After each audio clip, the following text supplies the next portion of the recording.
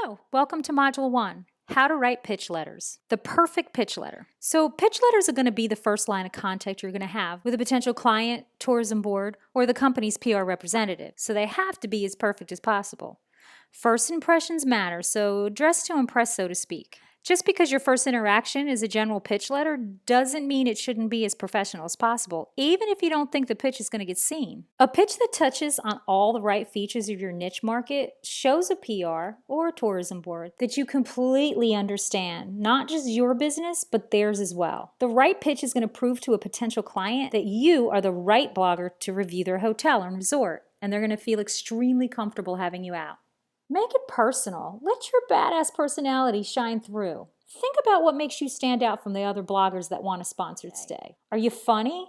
Do you have a unique experience that would resonate with the hotel or resort? Let you shine through while still remaining professional. Remember, this is your brand, this is your company, this is your business. And while you want to remain professional, you also want it to be an easy choice for the hotel manager, resort, or PR representative to choose you over everyone else. Don't be lazy. Blast pitch letters are horrible. Seriously, I don't like to see them in my mail, and I'm sure you don't like to get them as well.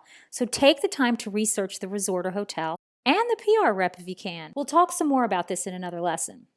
Incorporate the knowledge that you gain in the pitch letter. Find out if the hotel or resort got a new DJ, or did they upgrade their pool? Did their chef get an award? How about the spa? Do they get accolades? If you want the hotel or resort to give you free perks, being lazy isn't the answer. Do a little homework and prove to them that you care about the facility and really want to review it. In your pitch letter, make sure that there's some point where you mention that the feature is going to be permanent and SEO friendly. They want to make sure that they're going to be seen in Google searches by potential clients. Also mention that the review is going to be a do follow. This is always, always important to the hotel and resort. If you write for outside publications and you can include another review on their website, make sure you include that in the pitch as well. PR reps and managers love it when you can offer them more than one outlet to advertise on. But be careful here, never promise publication date for the other blogs or magazines. There's no way you have control over their publication, and you don't want to break an agreement. If you get a hard date from the outside publication, you can mention it, but put a disclaimer that you have no control over it either. One thing I always do is put a review on TripAdvisor. Not all bloggers do. It's considered a competition, so to speak. It's important that you ask for free Wi-Fi in-room. All resorts and hotels have free Wi-Fi in dedicated areas, but it's really not private enough for writing or sending pictures and updates. I always request it and get it if they want me to honor my end of the deal, which always includes daily updates on my social media networks. I've stayed in a few villas that have their own dedicated and separate routers at additional costs, but I insist that I have it complimentary. Many resorts and hotels have an activity center and/or spa services that customers look for when they plan their vacations. Definitely ask for one or two of them, again, depending on your social media numbers. So I'm a spa-aholic, I have to admit, and I always ask for a 1-hour spa service. There's a hotel group that I deal with that are really happy with my reviews. I've visited 6 of their properties, and they always book me with a 3-hour spa service. It's absolutely heaven, believe me. Since I realize that spa services are pretty expensive, I only ask for one 1-hour service. Make sure you're always grateful and never get greedy. If the hotel or resort offers it, I also ask for a tour. No matter how beautiful the resort or hotel is, guests are going to want to know what other activities they can get involved in. You want to make sure you offer your readers more than just your experience dancing around naked in your beautiful villa. Make sure you take into account your travel time and expenses. Those will almost always be out of pocket and have to be considered when you pitch. If you have to pay for airfare, then one night at a hotel or resort isn't a great return of investment for you. Hell, 2 nights isn't enough if you ask me, but only you can decide what you're comfortable with. It seems obvious, but you have to ask for meals. At the start of my journey as a hotel marketer and reviewer, I asked for half board, breakfast and dinner. I looked after my own lunch because I went off-site and did tours and research of the area for additional blog posts and stuff. As my numbers grew and I could offer more exposure, I requested full board, breakfast, lunch, and dinner. Many hotels and resorts have more than one restaurant on site. Mention in your pitch that if they want you to review meals in restaurants, they must be included.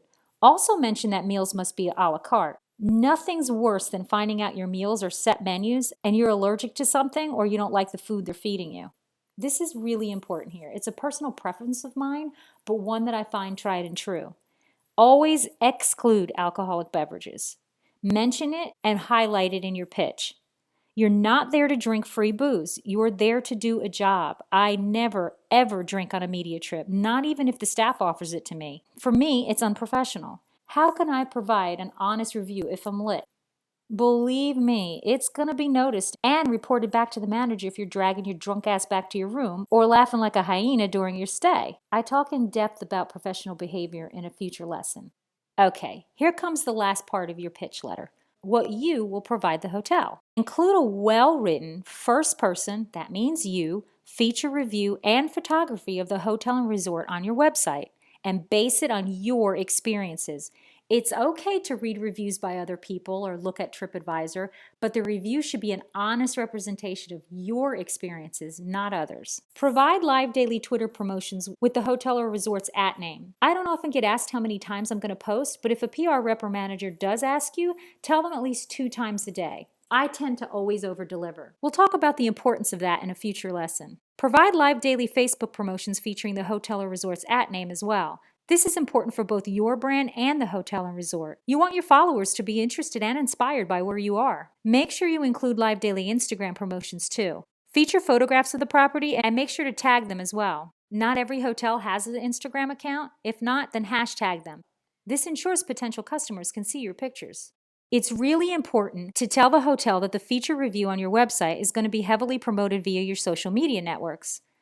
I always promote the review once a day for a month on Twitter, once a week on Facebook, twice a week with different pictures, of course, in the link on Instagram, and Google Plus and Tumblr.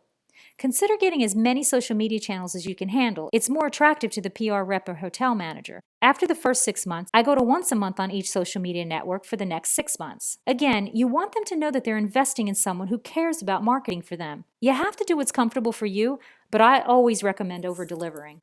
Well, that's it for Module 1. We'll see you in Module 2.